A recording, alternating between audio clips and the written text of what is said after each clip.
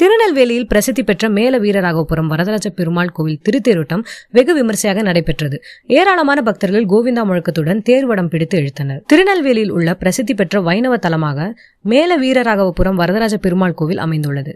இக்கோவிலில் சித்திரை பிரம்மோற்சவ திருவிழா கடந்த 12ஆம் தேதி கொடியேற்றத்துடன் தொடங்கியது. சுவாமி தாயார் நாள்தோறும் காலை மாலைகளில் சிறப்பு அலங்காரங்களுடன் பல்வேறு வாகனங்களில் எழுந்தருளி அப்பகுதி மக்களுக்கு அருள்பாலித்து வந்தனர். 2ஆம் நாள் திருவிழாவில் அம்ச வாகனத்தில் தொடங்கி 8ஆம் நாள் விழாவில் குதிரை வாகனம் வரை பல்வேறு வாகனங்களில் சுவாமி எழுந்தருளும் நிகழ்ச்சி நடைபெற்றது. 9வது நாளான இன்று சிகர நிகழ்ச்சியான திருத்தேரோட்ட நிகழ்வு நடைபெற்றது. அதிகாலையிலேயே கோவில் நடை திறக்கப்பட்டு சிறப்பு பூஜைகளுக்கு பிறகு சுவாமி வரதராஜ பெருமாள் தாயாருடன் திருத்தெரில் எழுந்தருளினார்.